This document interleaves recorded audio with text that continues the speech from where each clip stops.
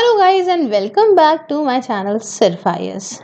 तो भाई न्यूज़ ये है कि यूएसए ने गिरा दिया है फाइनेंशियल न्यूक्लियर बम रशिया के ऊपर ताकि ये यूक्रेन वॉर रुक सके।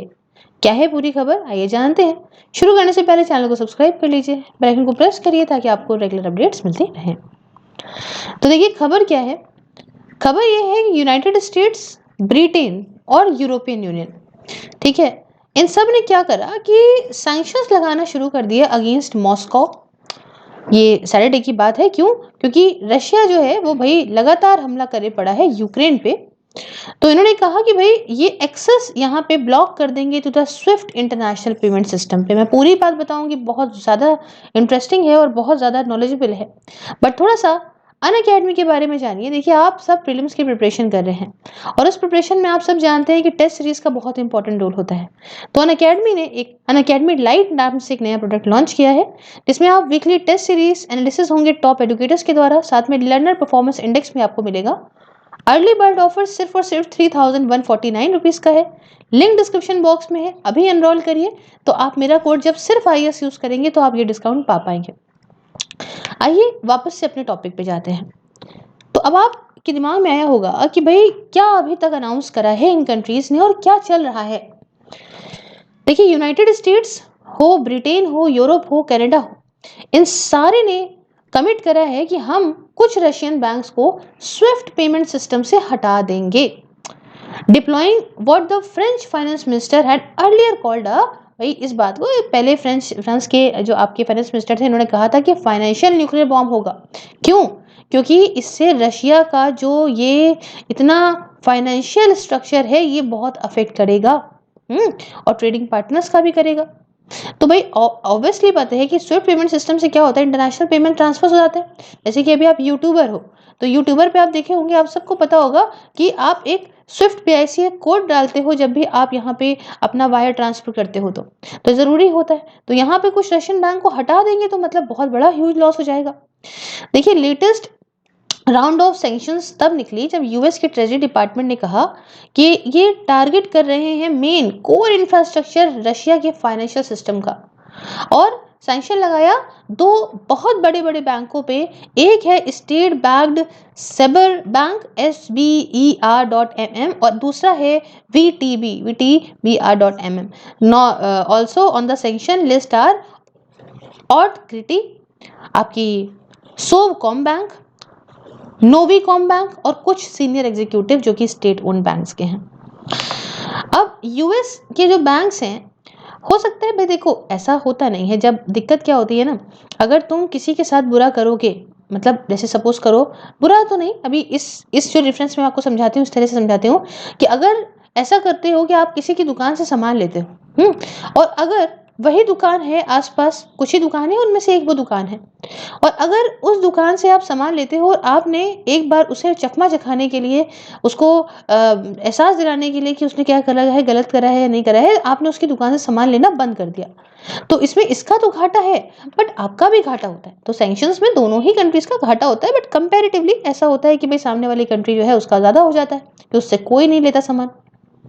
तो यहाँ समझिए कि यूएस के बैंक जो है must sever their correspondent bank ties which allows banks to make payments between one and other, move money around the globe, है ना। ये होता है यूएस के बैंक्स क्या करते हैं भाई, प्रॉपर बैंकिंग टाइज रखते हैं और इससे क्या होता है कि जो पैसा है वो इधर से उधर ट्रांसफर हो पाता है सही से।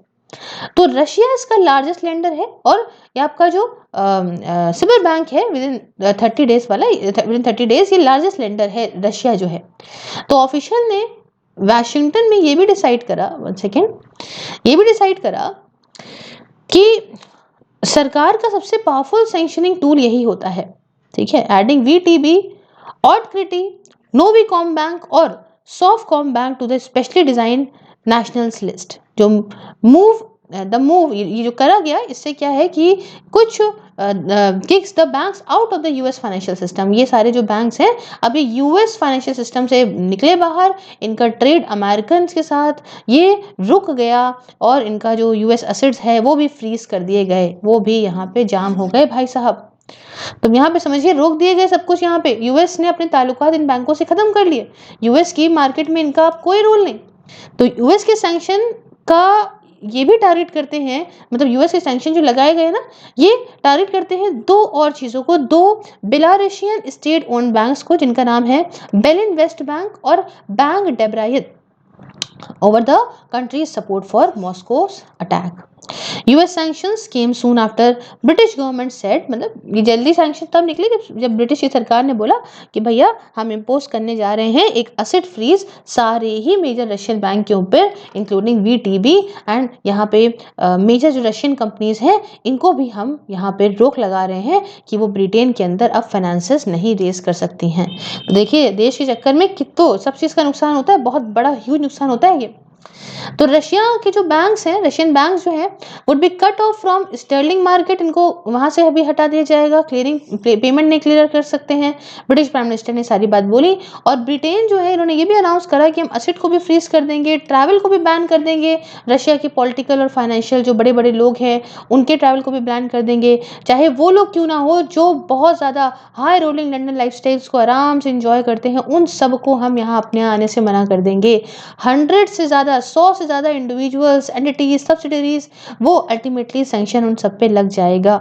और यूरोपियन यूनियन के जो लीडर्स हैं इन्होंने आर्ग्यू करा, मतलब अग्री करा कि भाई ये सैंक्शंस लगने चाहिए that target 70% of the Russian banking market. European commission president जो उर्सुला है, उर्सुला वोन देर लेनिन, इन्होंने ये बात कही है कि हम 70% यूरोपियन बैंकिंग मार्केट को टारगेट कर लेंगे भाई। तो ब्लॉक ने इम्पोज करा बैन ऑन इशूइंग बॉन्ड्स। अब ये शेयर्स, बॉन्ड्स, लोन्स वगैरह नहीं इशू कर सकते हैं यूरोपियन यूनियन के अंदर for refinancing Alfa bank and bank Otkritie after freezing assets at Rossiya bank. और उसके साथ और भी बहुत सारे बैंक हैं, प्रॉम्स, याज बैंक और वीईबी अर्लियर इन द वीक। तो टॉप 3 रशियन बैंक्स हैं वो है, हो गया सिविल बैंक, वीटीबी और गैसप्रॉम बैंक। हाउएवर इनमें कोई यूरोपियन यूनियन की तरफ से एसेट फ्रीज नहीं हुआ है, बाकी चीज़ें जो हुई हैं वो बताएं। तो अगली चीज़ क्या भाई, अगला कदम क्या होगा उसको थोड़ा सा समझते हैं। देखिए रशिया का जो बड़े बड़े बैंक हैं डीपली बहुत ज़्यादा तरीके से पूरे वर्ल्ड के अंदर फाइनेंशियल सिस्टम के अंदर प्रॉपर जो है इंटीग्रेट है। मतलब कोई भी सैंक्शन अगर किसी बड़े इंस्टीट्यूशन पे लगेगी तो इससे ऑब्वियस सी बात है कि बाहर तक सब पे फर्क पड़ेगा। तो इनको स्विफ्ट से हटाना, इससे ट्रांजेक्शन बहुत डिफिकल्ट, बहुत मुश्किल हो जाएगा। बट ये भी माना जा रहा है कि इससे कंट्री का ट्रेडिंग पार्टनर जैसे यूरोप भी यहाँ पे हर्ट होगा। ऐसा वही मैंने कहा ना, दोनों तरफ से कुछ ना कुछ घाटा होगा। और फर्दर डिटेल्स का यहाँ वेट हो रहा है। जर्मनी ने कहा कि भाई अब जो हमारे एलीज हैं वो देख रहे हैं कि targeted and financial restriction Swift पे क्या लग सकती है ताकि जो कोलैटरल डैमेज है उसे रोका जा सके। तो स्विफ्ट पे जो बैन लगाया गया है would come on top of other sanctions, है ना, बहुत सारे ऐसे और सैंक्शंस भी लगे हैं, स्विफ्ट तो एक है, जिसकी वजह से रशिया का जो लार्जेस्ट बैंक है वो बिजनेस इंटरनेशनली करना उसके लिए बहुत मुश्किल हो जाएगा। और यूएस की ट्रेजरी ने कहा कि सैंक्शन जो है वो बिलियंस ऑफ डॉलर को यहाँ जो है उस पर रोक लग जाएगी। जो डेली फॉरेन एक्सचेंज ट्रांजेक्शन होते हैं ना रशियन फाइनेंशियल इंस्टीट्यूशंस के द्वारा, तो इन सब पे रोक लगेगी। और ये सारे के सारे जो इंस्टीट्यूशंस हैं वो मान के चलिए करीब 46 बिलियन के आसपास वर्थ इनका फॉरेक्स ट्रांजेक्शन है। 80% इनमें से जो है वो डॉलर्स में होता है। तो बड़ी भारी मात्रा में ट्रांजैक्शन अब डिस्टर्ब होगा इन्होंने बोला। और सैंक्शन जो है वो करीब 80% सारे असेट्स जो बैंकिंग असेट्स है रशिया के अंदर उसको टारगेट करेंगे। इसमें जो सिविल बैंक है इन्होंने कहा that it was prepared for any development. अब क्या होगा, मतलब व्हाट वुड हिट हार्डेस्ट, यहाँ देखते हैं। देखिए बैंक्स और वेस्टर्न क्रेडिटर्स जो है इनको ये डर लग रहा है कि रशिया जो है वो ब्लॉक हो रहा है स्विफ्ट से, विच इज जो स्विफ्ट को भाई 11,000 से ज़्यादा फाइनेंशियल इंस्टीट्यूशन को यूज़ करते हैं, फाइनेंशियल इंस्टीट्यूशन यूज़ करते हैं 200 कंट्रीज़ में। तो आप सोचिए रशिया को ब्लॉक हो रहा है, तो ऐसा मूव जो है वो रशिया बैंक को तो हिट करेगा बट कॉन्सिक्वेंसेस भी तो होंगे और जगह भी तो फर्क पड़ेगा। मतलब वेस्टर्न ऑफिशियल्स ने कहा कि जो ब्लॉकिंग है रशिया की ये टेक्निकली मुश्किल है और इससे ट्रेडिंग पार्टनर्स को भी नुकसान हो सकता है। ठीक है, ये भी डर है फॉर एग्जांपल कि किस तरह से पेमेंट रशियन एनर्जी इंपोर्ट को दिया जाएगा, है ना, और whether foreign creditors would get paid or not, foreign creditors को कैसे पैसा मिलेगा।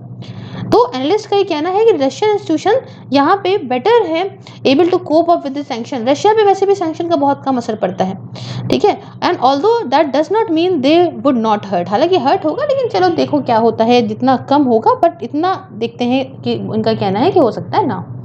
तो ठीक है, यहाँ तक हमने इसको कंप्लीट करा। और thank you so much for watching. जैसा जैसा होता जाएगा I let you know. And अगर आपको वीडियो नॉलेजेबल लगा तो do like share and subscribe.